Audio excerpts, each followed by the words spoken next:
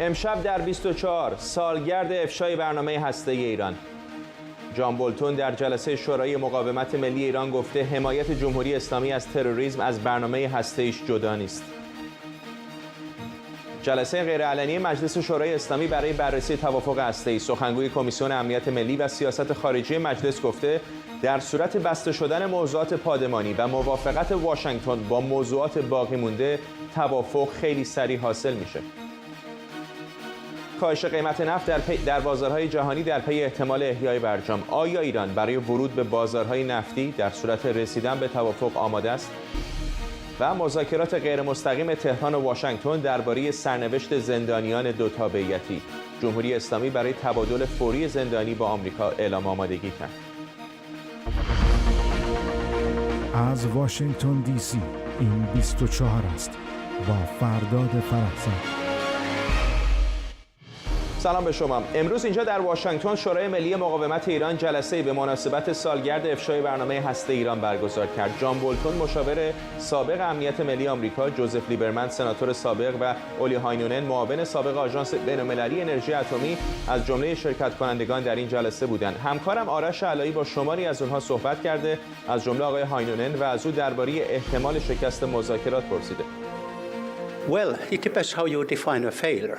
بستگی داره تعریفتون از شکست چی باشه. بعضیا فکر میکنن اگه دوباره همون توافق قبلی به دست بیاد، این به معنی شکسته. چرا؟ چون برنامه هسته‌ای امروز ایران خیلی با اون چیزی که 5 سال پیش بود فرق داره.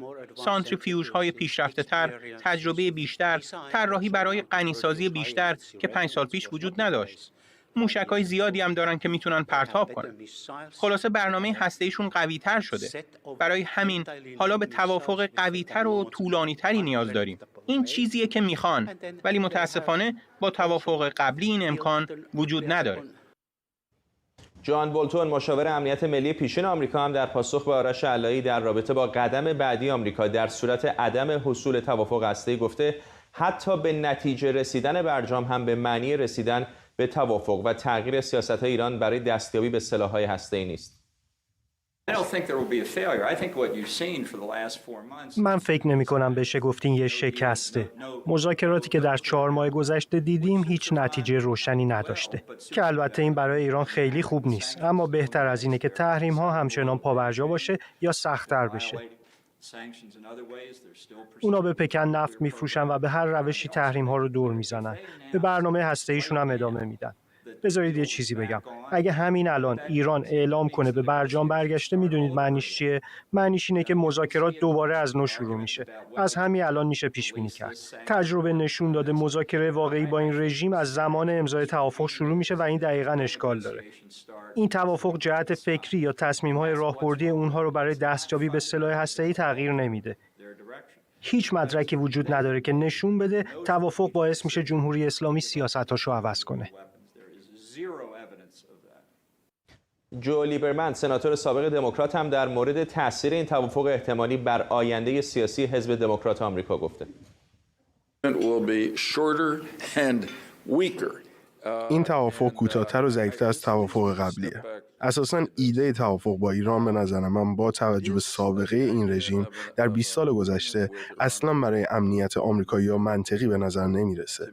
حالا به عنوان یک دموکرات میگم این یک اشتباه سیاسی برای دولت بایدنه که در مقابل ایران کوتاه بیاد و فکر میکنم این به دموکرات‌ها در انتخابات پیش روی کنگره و در انتخابات ریاست جمهوری 2024 هم ضربه میزنه. سناتور لیبرمن بود، سناتور پیشین ایالت کنیتیکت که در همین اجلاس امروز اینجا در واشنگتن دی سی صحبت می‌کرد. علیرضا جعفرزاده معاون دفتر نمایندگی شورای ملی مقاومت ایران اینجا در استودیو با ماست. آقای جعفرزاده، باوری سخته که 20 سال گذشته خود شما بودید کسی که آمد جلوی دوربین‌ها و در مورد برنامه هسته‌ای ایران گفت. حالا سرویس‌های اطلاعاتی غربی اطلاع داشتن یا نه، به هر حال تا اون لحظه در این اندازه کلان برنامه هسته‌ای ایران افشا نشده بود. چه شد که این اطلاعات رو به دست آوردید؟ چطور شد و چه شد که تصمیم گرفتید به صورت عمومی بیانش کنید؟ خب این اطلاعات که در واقع توسط شبکه داخل ایران مجاهدین خلق ایران تهیه شده بود، حاصل ماه‌ها کار کردن در جاهای مختلف، من جمله در بالاترین سطوح رژیم تا کسانی که توی صحنه در خود نطنز حضور داشتند و جمع‌آوری این اطلاعات، کنار هم گذاشتن اینا و شواهد مختلف که به ما اولین نشانه‌هاش در واقع این بود که یک برنامه مخفی اتمی در حال جریان هست، اما هیچ کسی جزئیات بیشتری از اون رو نداشت و فی الواقع کار خارق‌العاده‌ای که شبکه واقعا فکر مجاهدین می‌کنید کرد. نداشته غربی‌ها یا سرویس‌های اطلاعاتی منطقه مثلا اسرائیلی‌ها احتمالاً اطلاع داشتن ولی حالا به هر دلیلی تصمیم نگرفته بودن که به صورت عمومی بیانش کنن؟ نه خیر، کسی اطلاعی نداشت، کما که امروز هم آقای اولی هایننن که در واقع معاون آژانس بین‌المللی انرژی اتمی بود و اولین کسی هم بود که رفت ایران، همین رو تصریح کرد که خب به طور کلی خیلی‌ها می‌دونستن که رژیم برنامه‌هایی داره، اطلاعات اینجا اونجا بود، ولی اینکه کجا و چه برنامه‌ای هست هیچ کس نمی‌دونست و در حقیقت همین افشاگری مقاومت ایران بود در مرداد 81 که مشخصات دقیق سایت نتنز داده شد. اون موقع ماهواره و اینا که به این صورت نبود که، ولی عکس ماهواره به یاد دارم بود توی اون کنفرانس اولی نبود ولی کنفرانس بعدی که شرکت‌های دیگه وقتی مشخصات رو ما دادیم آوردن، اگر یادتون باشه تو کنفرانس اولیه فقط من یک نقشه داشتم و توی نقشه با جزئیات آدرس دقیق دادم که مثلا در چه جاده‌ای چقدر برین جلو، 35 کیلومتری نتنز یک جاده سمت راست میشه روبروی دهکده دهزیره با مشخصات ریز که خب اینو میشد رفت دیگه دنبال کرد. اطلاعات دقیق راجع به خود اون محل که چطوری حفاری‌های انجام داده بودن، 2 تا سالن بزرگ داره، تمام این مشخصات ما موقع دادیم و این باعث شد که با استفاده از این اطلاعات شرکت‌هایی که ماهواره در اختیارشون بود برن و بعداً عکسای ماهواره محل رو پیدا کردن. ولی اصلی ترین چیز این بود که آژانس بین‌المللی انرژی اتمی همون روز، امروز هم آقای هونینن در کنفرانس گفت، درخواست کردن که برن اونجا و بعد از چند روز همین جلسه آقای هایننن گفت یه 6 ماهی دست کم طول کشید. بله 6 ماه طول کشید و اتفاقا قراری که گذاشته بودن 21 فوریه اینا قرار بود 2003 تو ایران حضور پیدا کنه. ما روز قبلش مطلع شدیم که نه تنها رژیم میخواد بهشون کلک بزنه و یه سری از ساختمونا رو در نتنز نشون داده، بلکه یه سایت دیگه هم ما متوجه شده بودیم که نزدیکی آبلی معروف به کالا الکتریک که اونجا تست سانتریفیوژ انجام میدادن. این برای اولین بار بود که موضوع اصلا تست سانتریفیوژا که اورانیوم رو غنی میکنه. بله. هایننن گفت امروز چیزی نزدیک به 1000 تا سانتریفیوژ بود. بله 1000 سانتریفیوژ البته تو نتنز بود، ولی وقتی که بعد از دوباره ما اون سایت جدید که افشا کردیم نهایتا وقتی که آژانس رفت اونجا اول که رژیم دروغ گفت که اصلا اینجا ساندویچ نداشتیم، هیچ موقع هم تست نکردیم، ولی وقتی که نمونه برداری کردن بعد از اینکه تمام ساختمون هم عوض کرده بودن ذرات اورانیوم غنی شده با درصد بالا یعنی نزدیک بمب به اصطلاح اونجا پیدا کردن و بعدم فقط حالا افشاگری نتنز نبود، افشاگری بعدی در عرض 9 ماه ما 4 تا کنفرانس مطبوعاتی در همین واشنگتن برگزار کردیم که جنبه‌های مختلف برنامه اتمی رژیم نشون داد، من جمله غنیسازی لیزری که یک مدل دیگه غنیسازی است، نه با سانتریفیوژ بلکه با اشعه لیزر و همینطور سایت دیگه لویزانشیان. اگر این افشاگری شما نبود نمیدونم بازه زمانیش چقدر می بود، ولی این احتمال وجود داشتش که اصلا برنامه هسته ایران یک مسیر کاملا متفاوتی رو طی بکنه، فشارهای بین‌المللی هم نباشه و احتمالاً به سلاح هسته هم دست پیدا کنه. قطعا برنامه رژیم همین بود، اصلا همین حرف رو تقریبا تمام مقامات رژیم گفتن. خود حسن روحانی در کتابی که منتشر کرده بود در همون کتابش گفته که طرح ما این بود که جهان رو در مقابل عمل انجام شده قرار بدیم و قرار بود تا پایان همون سالی که ما افشاگری انجام دادیم 54,000 سانتریفیوژ رو در نتنز اینا نصب کرده باشن که به یک باره با این افشاگری مقاومت و افشاگری بعدی در حقیقت تمام معادلات رژیم به هم ریخت، تمام میز اتمی که چیده بود چپه شد و در واقع گوشه رینگ قرار گرفته بود و تعادل رژیم برهم خورد و در حقیقت ما تونستیم یک تصویر کاملی در عرض کمتر از 9 ماه تصویر کاملی از برنامه اتمی رژیم رو نشون بدیم که این برنامه ساخت سلاح بمب اتم و نه انرژی، هم مقوله غنیسازی رو ما تونستیم افشا کنیم، هم مقوله ساختن بمب، چون خود ساخت بمب یه به اصطلاح تکنولوژی خودش رو میخواد، تحقیقات خودش رو میخواد. سایت لویزانشیان که در واقع 4-5 ماه بعد از این ما اینو افشاش کردیم همون جایی بود که کار اصلی تمام تحقیقات بمبسازی اونجا انجام میشه و این همون ساختمانی هستش که تمامش رو رژیم خراب کرد و وسایل و چیزها رو به جاهای دیگه منتقل کرد و حرف شما درسته. در حقیقت نقش مقاومت ایران تو این سالیان این بوده که نذاره رژیم به سلاح اتمی دست پیدا بکنه، چون این پروژه ضد مردمیه، ضد میهنیه، فقط برای حفظ نظام درست شده و خرج کلانی که رژیم صرف کرده. در آدمای خود رژیم میگن توی این چند ساله بیشتر از 2000 میلیارد دلار، یعنی 2 تریلیون دلار هزینه و خسارات برنامه اتمی بوده. خب اینو شما مقایسه بکنید، کل جنگ ایران عراق 8 سال جنگ به گفته خود رفسنجانی 1000 میلیارد دلار بود هزینه‌اش و خساراتش، یعنی نصف برنامه اتمی. بنابراین خب نقش مقاومت ایران بسیار کلیدی بود که جلوی این رو بگیره. حداقل تا الان ما تونستیم جلوش رو بگیریم، نذاریم به سلاح اتمی دست پیدا بکنه. و من فکر میکنم که امروز این کنفرانسی که بود 20 سال گذشته رو به تصویر کشید. در واقع نبرد یک طرف رژیم و یک طرف مردم ایران، مقاومت ایران که در مقابل این رژیم وایسادن. حالا امروز بحث اتمیش بود، بحث‌های تروریسمش هست، سرکوب داخلش هست، قیام‌های داخل ایران هستش و این هماوردی رو شما میتونستین به خوبی امروز ببینید. آقای جعفرزاده، یه موقع است مثلا ببینید یک زندان مخفی هستش که درش در رو شکنجه میکنن، ممکنه از چشم سرویس‌های اطلاعاتی خارجی مخفی باقی بمونه، ولی برنامه هسته‌ای یه چیزی است که واقعا حساسیت بین‌المللی زیادی براش وجود داره. تمام دنیا، تمام منطقه، به خصوص کشورهای عضو شورای امنیت سازمان ملل طبیعتاً روش بسیار حساسن. برای خیلی‌ها سوالی که چطور ممکنه یک سازمانی که بالاخره اونقدر امکانات دولتی نداره مثل سازمان شما تونسته باشه با افرادش روی زمین چنین اطلاعاتی به دست بیاره، در حالی که سرویس‌های اطلاعاتی غربی یا اسرائیل نتونستن. بعضی حتی گمانه‌زنی میکنن که شاید مثلا شما همکاری‌هایی داشتید با سرویس‌های غربی. چه از پاسخ شما؟ خب اولا این قسمت دوم سوالتون جواب بدم که اصلا این حرف خنده‌داره، چون هر سرویس مخفی هر کشوری باشه قبل از هر چیز دنبال منافع خودشه، هیچ چیزی رو نمیره بده به فرد دیگه. اونا خودشون نماینده دارن، سخنگو دارن، کارهای خودشون میکنن. اما نکته مهمی که شما بهش اشاره کردین اینه که اون چیزی که اتفاقاً مردم ایران، مقاومت ایران، مشخصاً شبکه داخل ایران مجاهدین خلق دارن، چیزی که هیچ کشور دیگه و هیچ سرویس اطلاعاتی دیگه نداره و نمیتونه داشته باشه و اون شبکه مردمی هستش. سر همین نطنز صدها گزارش مختلف از نقاط مختلف از داخل خود رژیم ما اینا رو داشتیم که در به اصطلاح اطلاعاتی که روی زمینه. اینا چیزایی نیست که شما با ماهواره ببینین. ما حتی با کسانی که اولین گروهی که رفته بود نطنز تقریبا 1.5 سال قبل از اون که اونجا هیچی نبود، ساختمون هم نبود، رفته بودن چادر زده بودن، 50 نفر فقط بودن که اونجا رو راه بندازن. ما حتی با اونا هم تونسته بودیم به اصطلاح داشتیم نفراتی که توی صحنه حضور داشتن تو خودن. خب این چه امکاناتی رو مگه کسی دیگه میتونه داشته باشه؟ این یکی. دومی که این موضوع فقط به موضوع اتمی که ختم نمیشه، که شما همین توانایی رو شما در زمینه تروریسم رژیم، تمام شبکه‌های اصلی تروریسم رژیم رو همین مقاومت افشا کرده.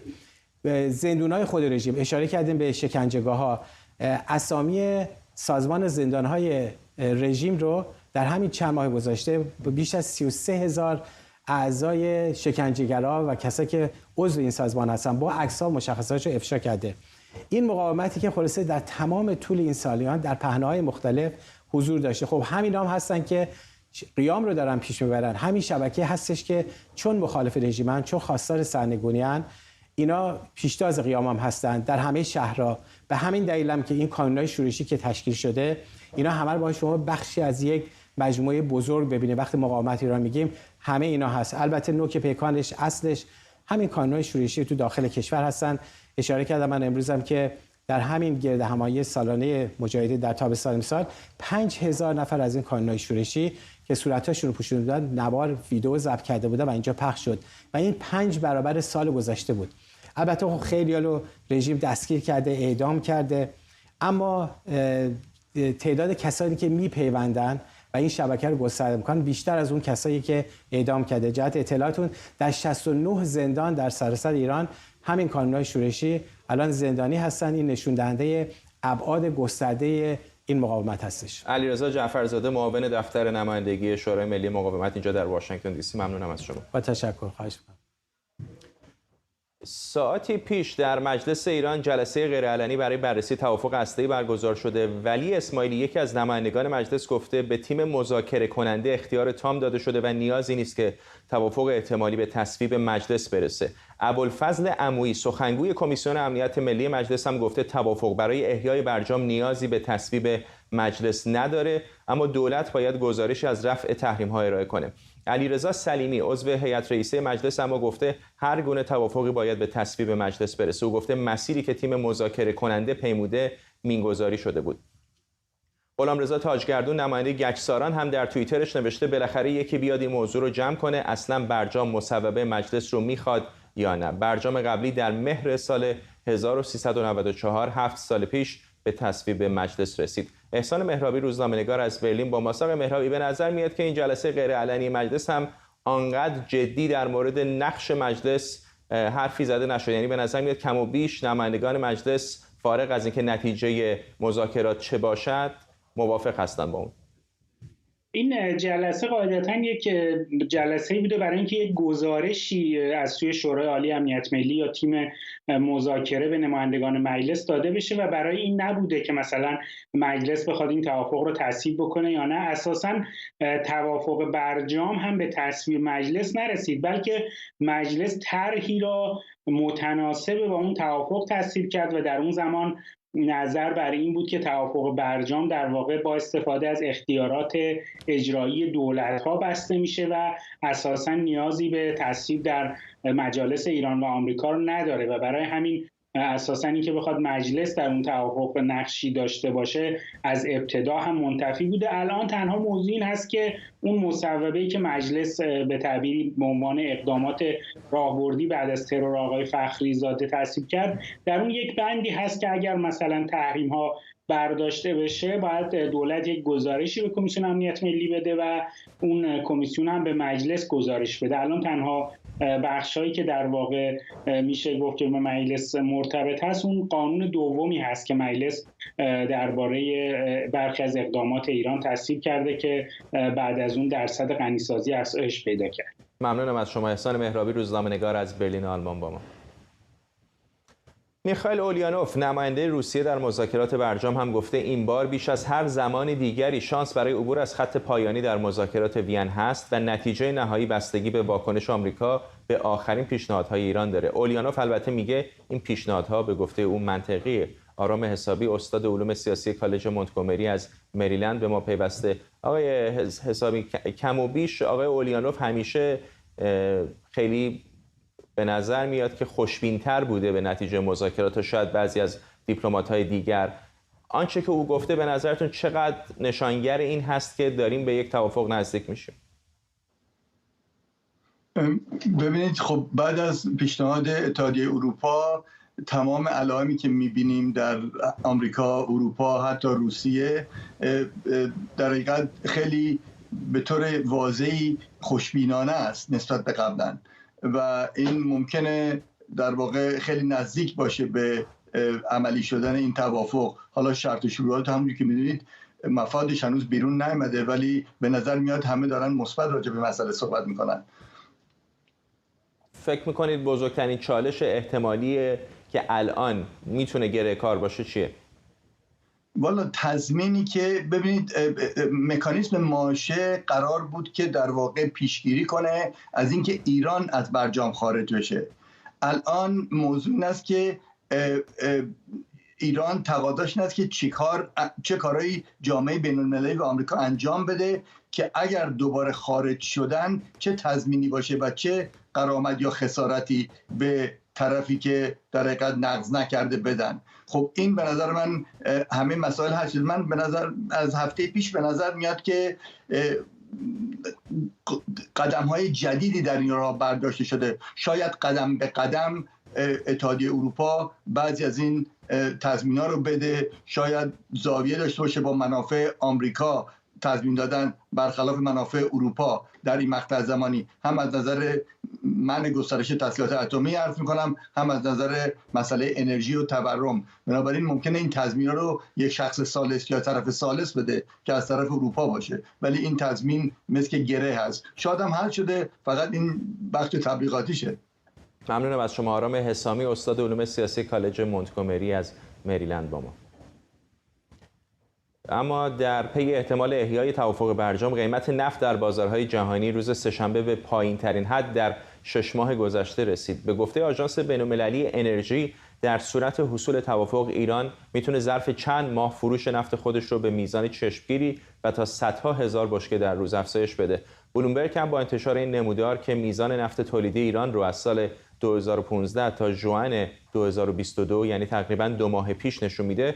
گفته بعد از توافق برجام در سال 2015 ایران حتی سریعتر از پیش‌بینی‌ها قادر به تولید و عرضه نفت بوده و این اتفاقی که میتونه دوباره تکرار بشه.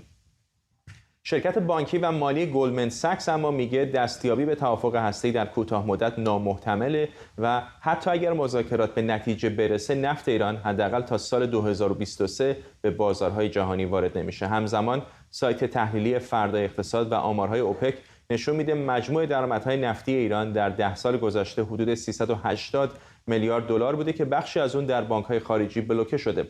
بر اساس این آمارها اگر تحریم‌ها نبود، این درآمد میتونست نزدیک به 2 برابر، یعنی حدود 750 میلیارد دلار باشه. سهراب صبحانی، کارشناس مسائل ایران و اسرائیل از واشنگتن با ماست. آقای صبحانی، الان که به شدت بازارها تشنه نفت بیشتر هستند برای کاهش قیمت انرژی، چقدر فکر میکنید که حصول یک توافق احتمالی بین ایران و غرب میتونه این قیمت‌های سرسام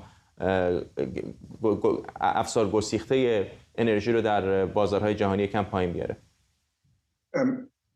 به عنوان یه متخصص انرژی میتونم به شما بگم که معتقدم خیر. ایران احتیاج داره به سرمایه گذاری حدود 160 بیلیون دلار تا بتونه فقط به تولیدش کم نشه. آقای فرزاد، در نظر داشته باشیم که قبل از اینکه آقای خمینی بیان به ایران 5 میلیون بشکه در روز تولید میکرد و اگر این 5 میلیون بشکه ادامه پیدا میکرد، درآمد ایران از نفت بالغ بر 5.1 تریلیون دلار می بود. پس احتیاج داره ایران به سرمایه گذاری تا بتونه واقعاً در بازار نفت نقش مهمی رو همونطور که قبل از انقلاب بازی کرد الان بازی بکنه. ایران در این مدتی که تحریم‌های سنگینی روش بود، سعی کرد از شبکه‌های غیرعادی فروش نفت استفاده بکنه. می‌دونیم بخش قابل توجهی از نفت ایران یا در آب‌های آزاد انتقال پیدا می‌کنه بین کشتی‌ها یا در بازار سیاه عملاً به فروش میره، اکثراً هم برای مشتری‌های آسیایی. فکر می‌کنید اگر توافقی حاصل بشه، چقدر ایران حاضر هستش که سریع خودش رو منتقل بکنه به تراکنش‌های عادی بین‌المللی و اون بازار سیاه رو بذاره کنار؟ بازم متاسفانه 2 عامل مهم هست که بازدارنده سرمایه‌گذاری در بخش نفت و گاز ایرانه. 1، عدم شفافیت، ولی شاید 2 مهمتر از اون، چهارچوب قانونی. شما در نظر داشته باشیم در شمال ایران، آذربایجان در سال 1997 قراردادی امضا میکنه خیلی شفاف، ولی با توافق شرکت‌های غربی، ولی در چارچوب اصول قوانین نفتی. و امروز خب آذربایجان 1 میلیون بشکه نفت تولید میکنه. در جنوب ایران همین اتفاق میفته با قطر و شرکت اکسان موبیل و شل. پس این 2 عامل اگر که باشه، شاید ایران بتونه یک نقشی بازی بکنه، ولی خیلی مهم است که این 2 عامل باشه. آقای فرض، و فکر میکنید آیا روس‌ها حاضر خواهند بود با توجه به اینکه خودشون الان بیش از گذشته به فروش غیر رسمی نفتشون نیاز دارن، یک کشوری که کم و بیش متحدشون هست مثل ایران رو بهش اجازه بدن که نفت بیشتری وارد بازارها بکنه؟ شخصا خیلی ناراحت هستم که واقعا میبینم گاز ایران که میتونست امروز بازار اروپا رو مینیمم 32% رو تهیه بکنه و ایران و مردم ایران میتونستن 113 بیلیون دلار در سال از بابت فروش گاز به اروپا به سفره ایران و ایرانیان بیاد، متاسفانه اتفاق نیفتاده. چرا؟ چون روسیه خیلی خوب کارت‌های بازی خودش رو با ایران روی میز گذاشته و من معتقدم که نخواهند گذاشت که نفت ایران و گاز ایران به بازارهای اروپا و آسیا راه پیدا بکنه. سپاسگزارم. سهراب صبحانی، کارشناس مسائل ایران و اسرائیل از واشنگتن با ما. وزارت خارجه ایران از آمادگی تهران برای تبادل فوری زندانی به آمریکا خبر داده. ناصر کنعانی به خبرنگاران گفته جمهوری اسلامی آماده است تا شهروندان دو تابعیتی زندانی در ایران رو با ایرانیانی که در آمریکا به اتهام نقض تحریم‌ها زندانی شدن معاوضه کنه. به گفته کنعانی گفتگوها برای تبادل زندانی به کمک واسطه‌هایی از جمله انریک مورا انجام شده. علی هریسچی، وکیل دادگاه‌های فدرال از واشنگتن با ما. آقای هریسچی، چقدر محتمل می‌دونید این نتیجه بخش بودن مذاکرات برای تبادل زندانی ها رو؟ با سلام خدمتتون. به نظر میرسه که هر دفعه که این بحث مطرح شده در عمل انجام شده. یعنی اگر برجامی صورت بگیره یا به هر حال برگشتی به توافق باشه، داخلش این مکانیزم طراحی شده، یعنی جزوی از پکیج نهایی خواهد بود. برای همین در واقع این دو دست به دست هم خواهند بود. اما چیزی که مهم است این هستش که متن و در واقع واقعیت برجام وقت نشون خواهد داد و این قرارداد جدید نشون خواهد داد که آیا پولی رد و بدل شده و آیا زندانی رد و بدل شده. همونطور که می‌بینید در دور قبل زندانی رد و بدل نشد و تنها پول رد و بدل شد در ازای آزادی 4 آمریکایی ایرانی که در ایران در واقع گروگان بودند. حالا در واقع به نظر میرسه که چون از سال 2021 هم آقای مالی چندین بار صحبت کرده بود که یکی از خواسته های آمریکا آزادی این دو تابعیتی ها هست، به نظر میرسه که این در واقع بخش دومی از این سکه هستش که میخوان که این رو هم سریع بچسبونن به بحث برجام و مطرحش بکنن الان که دیگه در واقع دقیقه آخر این بحث هست. آقای هریسچی، بخشی از زندانیانی که جمهوری اسلامی میگه در کشورهای غربی ایالات متحده به خصوص هستند مربوط به کسانی است که تحریم ها رو نقض کردن. بخش دیگری کسانی هستند که اقدامات تروریستی دارن. چقدر فکر میکنید که احتمال داره جمهوری اسلامی تلاش بکنه اونها رو هم معاوضه بکنه؟ در کل اینها به 3 طبقه تقسیم میشن. کسانی هم که دور زدن تحریم ها، خیلی از شهروندای معمولی هم درگیر این کار شدن و متهم هستن، ولی ایران دنبال اونها نیست. ایران دنبال اون گروهی هستن که در دور زدن تحریمش در جهت مسائل نظامی و مسائل حساس بوده و برای دولت بوده. یعنی مثلا دستگاهی که میخواستن به ایران صادر بکنن یا تکنولوژی که میخواستن ببرن به ایران برای منفعت شخصی یا مالی نبوده، بلکه برای سرویس دادن به ایران، به حکومت و یا برای نهادهای ایران بوده. واسه همین بعدش هم سومی هم که اونهایی است که تروریست بودن. به نظر میرسه که برای ایران که اصلا با گروه خصوصی کاری نداره و ایران و آمریکا مسلماً حساسیت بسیار زیادی رو روی اون گروه تروریستی خواهد داشت و من فکر نکنم که از نظر داخلی این فشار اونقدر باشه که کسانی که متهم به رفتار تروریستی هستن آزاد بشه. ممکنه که اثر تحریم ها رو آزادشون بکنن، اونها که غیر حساس یا غیر نظامی بودن. فاضله که در واقع نحوه این کاری نستش که رئیس جمهور باید اینها رو ببخشه یا اگرم نبخشه در واقع زندانیش بودنشون رو ببخشه، یعنی بگه که مدت زندانی بودنشون رو باید حذف بشه ولی اونها محکوم خواهند بود در سیستم قضایی آمریکا. آقای هریسچی، حافظه من یاری نمیکنه، به مورد تبادل زندانی در قبال پول اشاره کردید، اما یا مواردی بوده که زندانیان ایرانی در ایالات متحده به ایران دوباره پس فرستاده بشن؟ مورد آخریش در واقع در زمان آقای ترامپ اتفاق افتاد که آقای ونگ آزاد شد در قبال آقای سلیمانی. آقای سلیمانی آزاد شد و به ایران برگشت که در واقع اون بحث تحقیقات پزشکی داشتن و می‌خواستن یک سری پروتئین خاص رو به ایران وارد بکنن. ایشون آزاد شدن و در قبالش هم آقای ونگ به آمریکا برگشت. ممنونم از شما. علی هریسچی، وکیل دادگاه فدرال از واشنگتن با ما. بر اساس نظرسنجی جدید شرکت استاسیس، 1/3 ایرانی‌ها میگن اگر این فرصت برای اونها فراهم بشه ترجیح میدن ایران رو ترک کنن. مشکلات اقتصادی و نبود آزادی‌های سیاسی و اجتماعی از مهمترین دلایل میل اونها برای مهاجرت. بر اساس نظرسنجی نزدیک به نیمی از جوانان ایرانی رده سنی 18 تا 29 سال میخوان که ایران رو ترک کنند. در بحث ایجاد محدودیت برای اینترنت هم 60% ایرانی‌ها با اجرایی شدن طرح صیانت مخالفند و معتقدند که دولت این طرح رو برای سانسور مردم طراحی کرده. در مورد محبوبیت شخصیت‌های سیاسی، محمود احمدی نژاد با 64% محبوب‌ترین شخصیت سیاسی و حسن روحانی نامحبوب‌ترین بوده. محبوبیت ابراهیم رئیسی هم نسبت به گذشته 17% کاهش داشته. این نظرسنجی با یک نمونه 1246 نفری انجام شده و مناطق شهری و روستایی در 31 استان ایران رو در بر گرفته. آرش غفوری تحلیلگر سیاسی اینجا در استودیو با ماست که در تعیین گزارش نقش کلیدی داشته.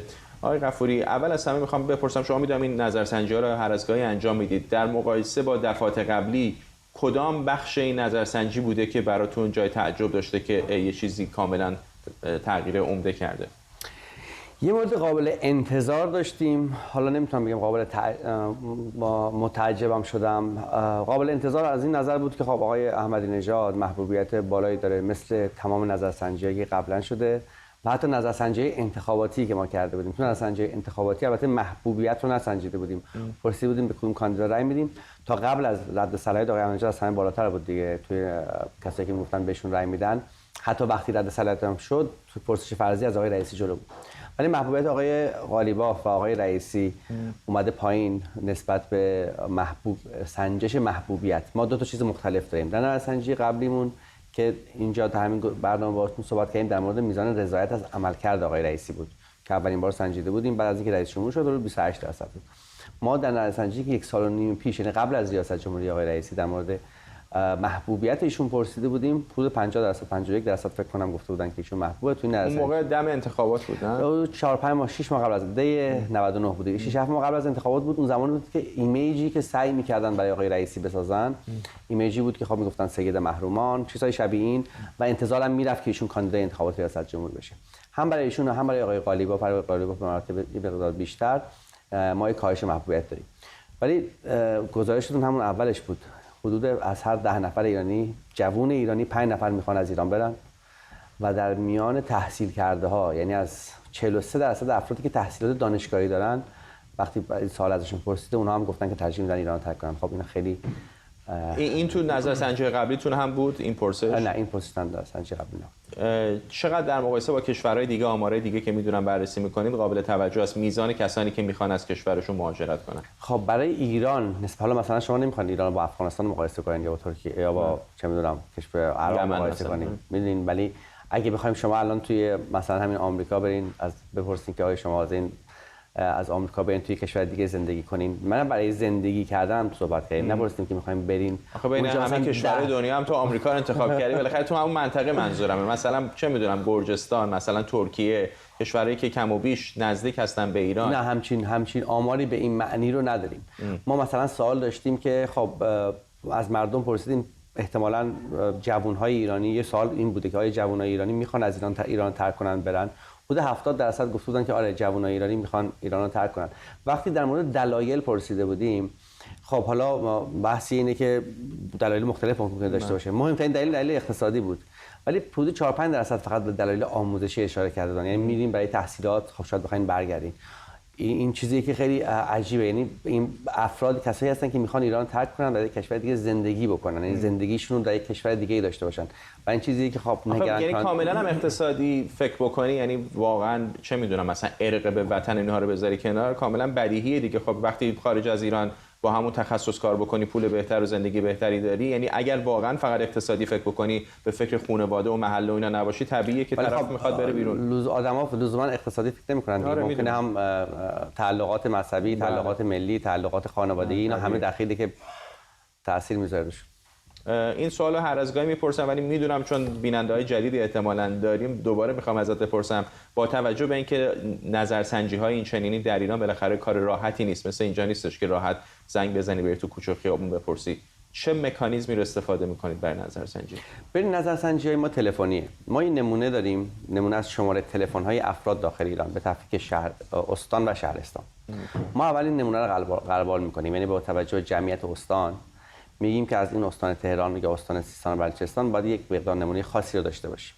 اینا رو جمع می‌کنیم. بعد از اون نمونه جمع آوری شده به صورت تصادفی نمونه‌های دیگری رو میگیریم که باز هم بیاد این رو تامین کنه و با مردم تماس میگیریم، تلفنی صحبت میکنیم از طریق پلتفرمی که خودمون داریم، خودمون طراحی کردیم و پرسشگران ما با صحبت میکنن. یعنی صوتی زنگ میزنید؟ بله، زنگ میزنن، با تلفن زنگ میزنن، باهاشون صحبت میکنن، نتایجش رو یادداشت میکنن، تو پلتفرم ثبتش میکنن، همیشه اتوماتیک هم هست البته.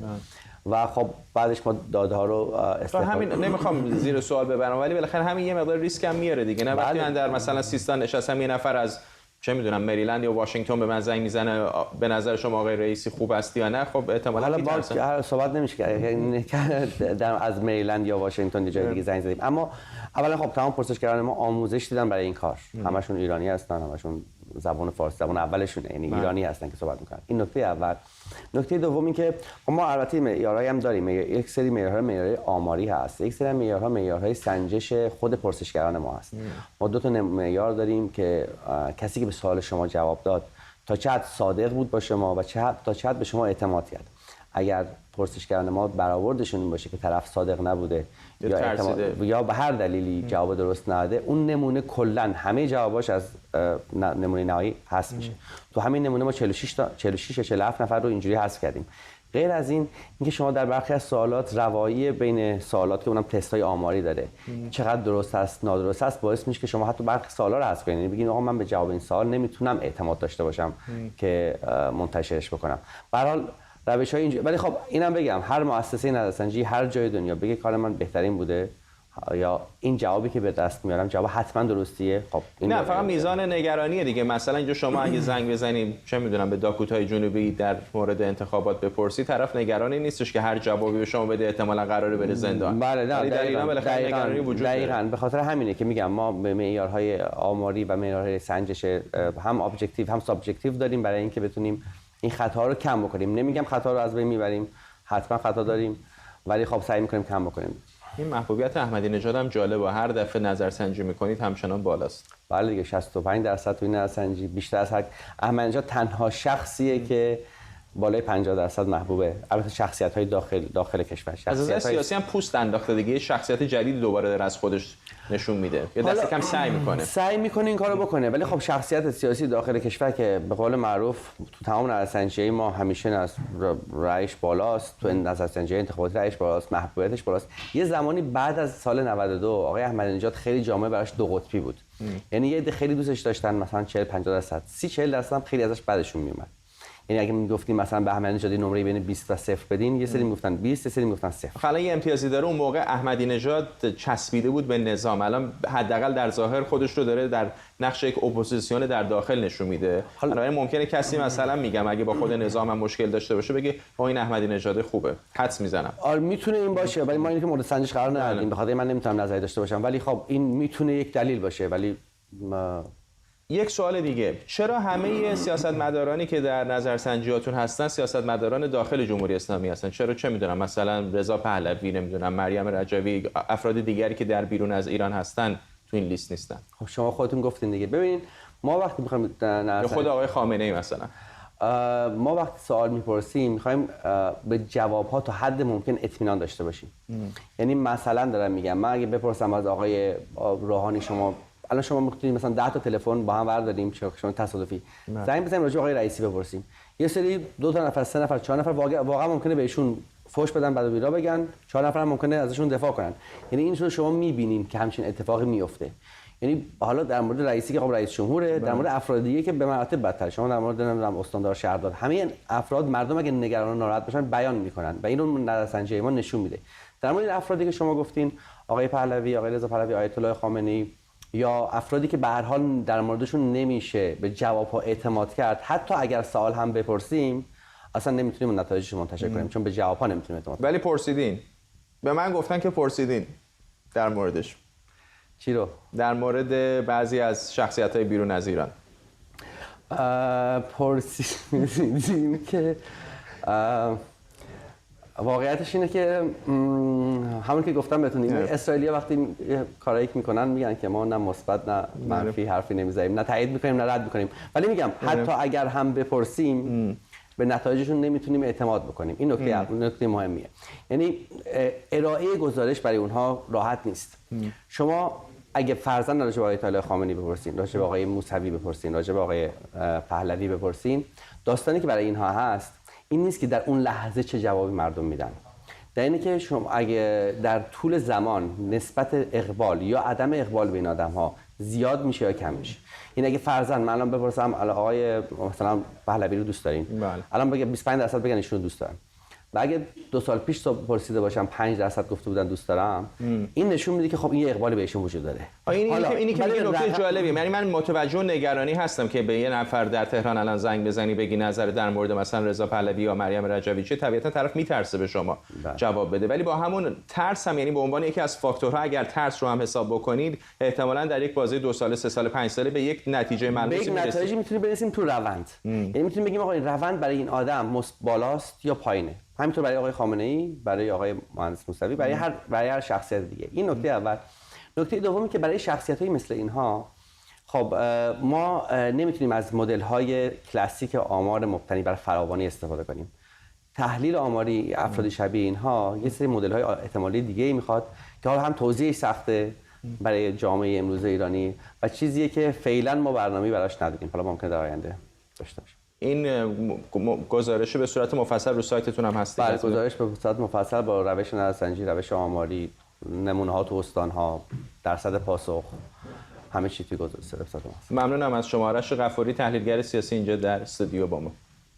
و به این ترتیب ما هم میرسیم به پایان 24 امشب. ممنون که با ما همراه بودید. برنامه رو با تصاویری زنده از پیتسبورگ در پنسیلوانیا به پایان میبریم.